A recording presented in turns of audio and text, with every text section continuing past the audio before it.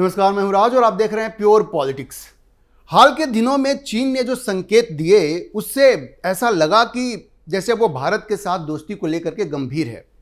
दरअसल ट्रंप ने जिस तरह से भारत और चीन दोनों को निशाना बनाया, उसके बाद चीन के रुख में परिवर्तन आया और वो भारत से दोस्ती चाहने लगा। आपको याद होगा किस तरह से जिनपिंग ने भारत की राष्ट्रपति द्रौपदी मुर्मू को पत्र लिख करके रिश्तों को सुधारने की इच्छा जताई और उसके बाद रिश्तों में काफ़ी सुधार आया भी।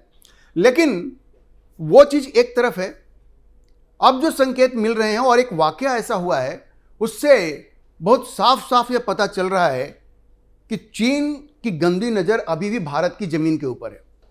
चीन ने भारत की ज़मीन के ऊपर अपनी गंदी नज़र छोड़ी नहीं है और अभी ये जो वाकया हुआ है उससे ये बात साफ साफ पता चलता है। देखिए, जो अरुणाचल प्रदेश जो भारत का राज्य है उसके ऊपर चीन की हमेशा से नज़र रही है और उसने कभी भी इस बात को स्वीकार नहीं किया आज तक, लेकिन कभी बहुत बड़ा मुद्दा ये बनता भी नहीं है। इस बार एक ऐसा वाकया हुआ, अरुणाचल प्रदेश की एक महिला है 35 साल की प्रेमा वांगजियोम थोंगडोक, जो वैसे तो ब्रिटेन में रहती हैं।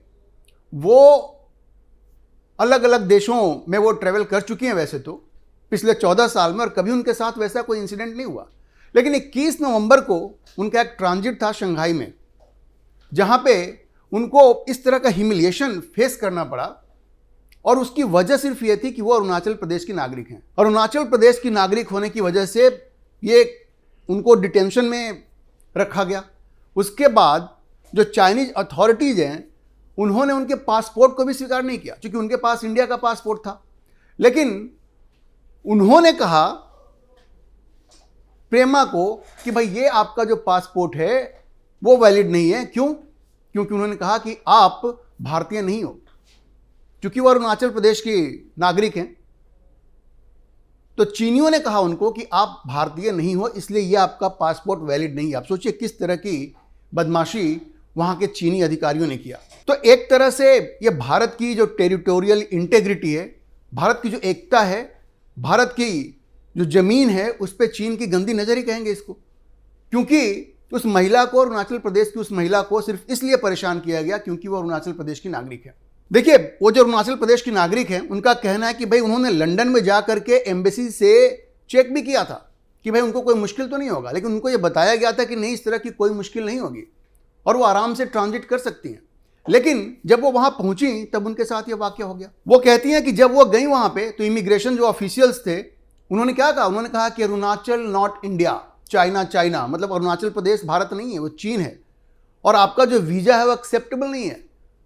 और चूंकि उनके पास इंडियन पासपोर्ट था तो ये कहा कि ये इंडियन पासपोर्ट जो है वो वैलिड नहीं है। अब सोचिए, ये अरुणाचल प्रदेश के वेस्ट केमंग जिले की रहने वाली हैं और चाइनीज़ ऑफिशियल्स जो वहाँ पे थे उन्होंने इंसिस्ट किया, बार बार दोहराया इस बात को कि अरुणाचल प्रदेश जो है वो चीन का पार्ट है, वो भारत का पार्ट नहीं है। और उनको ये भी सलाह दी, देखिए उनकी गुस्ताखी देखिए और उनकी हिम्मत देखिए। उन्होंने कहा कि भाई ये आपका पासपोर्ट ठीक नहीं है और उन्होंने कहा कि आपको हमारी बात माननी चाहिए और तब जा करके आप आगे बढ़ सकती हैं। अच्छा, जब उन्होंने कहा, उनको क्वेश्चन किया, जब उन्होंने रेसिस्ट किया तो वो जो इमिग्रेशन ऑफिशियल्स थे उन्होंने उनका मजाक उड़ाया और कहा कि आप चीनी पासपोर्ट के लिए अप्लाई कीजिए और कहा कि आप चीनी हो, आप भारतीय नहीं हो। आप सोच लीजिए किस तरह की बेइज्जती करने की कोशिश की वहां पे एक भारतीय नागरिक की जो अरुणाचल प्रदेश की रहने वाली है। और इतना ही नहीं, उनके साथ व्यवहार भी ठीक नहीं हुआ, ढंग का खाना भी नहीं दिया गया, उनको बेसिक फैसिलिटीज नहीं दी गई। तो वहां पे चीन ने जो हरकत की वो बड़ी ही शर्मनाक है और ये दिखाता है कि चीन की नज़र आज भी भारत की ज़मीन पर है और भारत इसका जवाब उनको देगा। अब देखिए, भारत की सरकार ने इस मामले को बहुत ही गंभीरता से लिया है।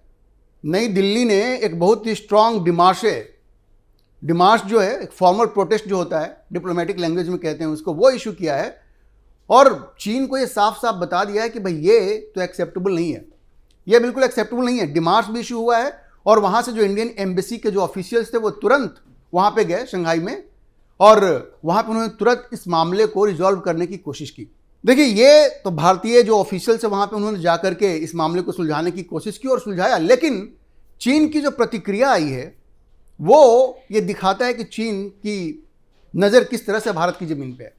अब 25 तारीख को चीन का जो रिएक्शन आया उसमें उन्होंने जो हैरेसमेंट का जो एलिगेशन है उससे इनकार किया।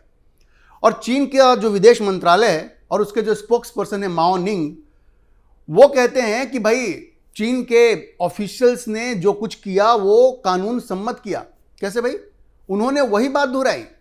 उन्होंने कहा कि चीन का जो क्लेम है अरुणाचल प्रदेश के ऊपर वो वाजिब है, और कहा कि उसको तो हम जंगनान कहते हैं या साउथ तिब्बत कहते हैं। उन्होंने कहा Zangnan is China's territory, Zangnan is China's territory, China never acknowledge the so called Arunachal Pradesh illegally set up by India. वो कहते हैं कि ये जो अरुणाचल प्रदेश है वो इलीगली भारत ने सेटअप किया है। ऐसा है?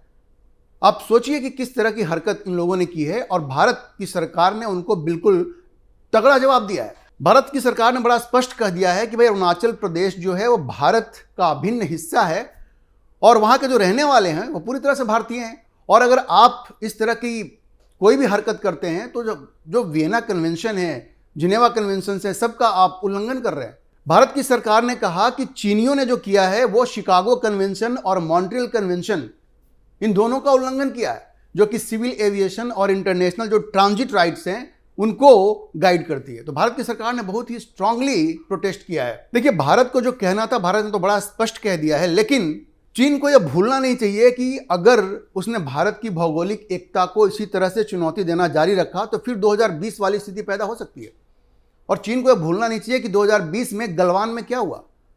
गलवान में चीन के 50 सैनिक मारे गए जब वो भारत की सीमा के अंदर घुस आए थे, और भारत के सैनिकों ने धक्के मार के पहले तो उनको भगाया और 50 सैनिक मारे गए थे। अगर ऑस्ट्रेलियाई और अमेरिकी मीडिया की बात माने तो वैसे चीन ने सिर्फ 4 सैनिकों की मौत को ही स्वीकार किया था, लेकिन 50 से ज़्यादा चीनी सैनिक मारे गए थे। और वियतनाम युद्ध के बाद ये पहली बार हुआ था कि चीन के इतने सारे सैनिक मारे गए थे।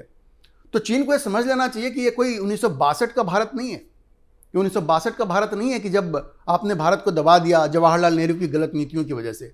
ये नरेंद्र मोदी का भारत है, और ये 2025 है। 2025 में आप वो नहीं कर सकते जो आपने 1962 में किया। ये चीन को पूरी तरह से समझना पड़ेगा। और अगर चीन ये समझने को तैयार नहीं है तो भारत को भी बदले की कार्रवाई करनी चाहिए। और ये जो उनका तिब्बत का जो मसला है ना, तिब्बत को भी इंटरनेशनलाइज करने की जरूरत है। ये कहना ठीक नहीं लगता, लेकिन अगर इस तरह की हरकत जारी रहती है तो भारत को भी ये तिब्बत का मसला अंतर्राष्ट्रीय स्तर पर उठाना पड़ेगा। और जो ताइवान का मसला है, ताइवान को हड़पने की जो साजिशें चीन दिन रात रचता रहता है, डराता रहता है, धमकाता रहता है। और वैसे तो इस खित्ते में जितने भी देश हैं, चाहे वो इंडोनेशिया हो, मलेशिया हो, सबको धमकाता रहता है। तो भारत को वहाँ पे भी स्टैंड लेना पड़ेगा, क्योंकि ये तो सीधे सीधे भारत की भौगोलिक एकता पे आंख दिखाने वाला काम कर रहा है चीन। भाई, व्यापार अपनी जगह पे है, सब कुछ अपनी जगह पे है। तुम कहते हो कि हमको दोस्ती भी चाहिए, साथ मिल करके ट्रंप से लड़ना भी है, लेकिन आप ये जो हरकत कर रहे हो ना, भारत की एकता और अखंडता को चुनौती दे रहे हो, इसको कभी स्वीकार नहीं किया जा सकता। चीन को ये बात अच्छी तरह से समझनी होगी। और अरुणाचल प्रदेश की इस भारत की बेटी के साथ उसने जो ये हरकत की है वो बिल्कुल ही शर्मनाक है, और इसको किसी भी तरह से स्वीकार नहीं किया जा सकता। लेकिन नरेंद्र मोदी सरकार ने बहुत ही स्ट्रांगली इसका विरोध किया है, बहुत ही स्ट्रांगली रिएक्ट किया है, और अगर जरूरत पड़ी तो वो इसको दोबारा भी करेंगे, इसमें कोई शक नहीं है।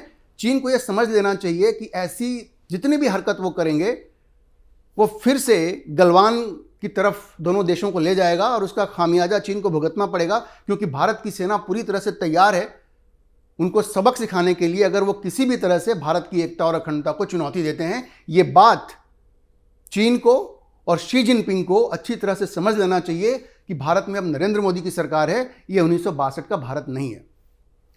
अभी के लिए इतना ही। इस विषय पर आप क्या सोचते हैं, अपनी राय कमेंट बॉक्स में जरूर लिखें। और अगर आपको वीडियो पसंद आया हो तो आप इसे लाइक करें, शेयर करें, और हमारे चैनल को सब्सक्राइब जरूर करें।